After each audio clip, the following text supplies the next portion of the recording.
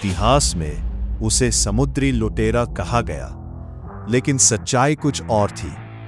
एक ऐसा भारतीय योद्धा जिसने ब्रिटिश, पुर्तगाली और डच तीनों को चुनौती दी, जिसके नाम से समुद्र में जहाज रुक जाते थे और जिसने 30 साल की उम्र में ही पूरी मराठा नौसेना की कमान संभाल ली। ये कहानी है समुद्र के असली शेर कान्होजी आंग्रे की।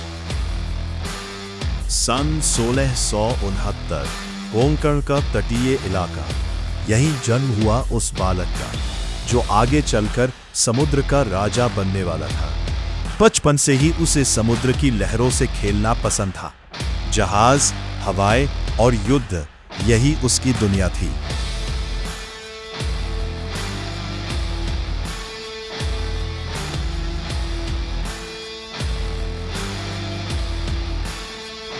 और फिर वो समय आया जब सिर्फ 30 वर्ष की उम्र में उसे मराठा नौसेना का सरखेल बना दिया गया।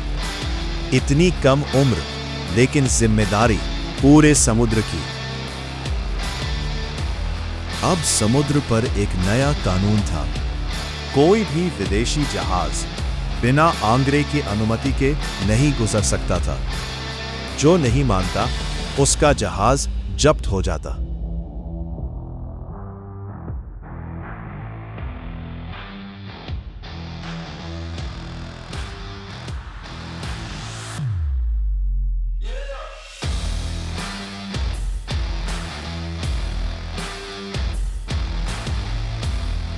अब अंग्रेज, पुर्तगाली और डच तीनों परेशान हो चुके थे।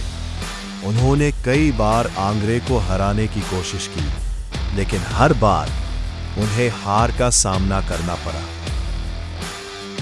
साल था 1721, जब अंग्रेज और पुर्तगाली एक साथ आए। उनका लक्ष्य था आंग्रे की ताकत को हमेशा के लिए खत्म करना। हजारों सैनिक, भारी जहाज और आधुनिक तोपें, सब कुछ तैयार था। हमला हुआ कोलाबा किले पर। उन्हें लगा इस बार जीत उनकी होगी, लेकिन वे नहीं जानते थे कि वे किससे टकराने जा रहे हैं। सुबह होते ही समंदर गूंज उठा तोपों की आवाज से। अंग्रेजी जहाज आगे बढ़े। पुर्तगाली सैनिक किले की ओर बढ़ने लगे। चारों तरफ धुआं, आग और चीख पुकार। लेकिन आंग्रे शांत थे, क्योंकि यह युद्ध उनकी योजना के अनुसार ही चल रहा था। आंग्रे ने अपने छोटे जहाजों को दुश्मन के पीछे से हमला करने का आदेश दिया, जहां उनकी तोपें बेकार थीं। धीरे धीरे दुश्मन के जहाजों को उथले पानी की ओर खींचा गया और फिर भारी जहाज चट्टानों से टकराने लगे। कुछ ही समय में पूरा युद्ध क्षेत्र बदल चुका था। जो जीतने आए थे अब भाग रहे थे, अंग्रेज और पुर्तगाली सेना। आंग्रे की ताकत उसके जहाज नहीं, उसकी रणनीति थी। छोटे जहाज, तेज हमला और समुद्र का पूरा ज्ञान, यही था उसका असली हथियार।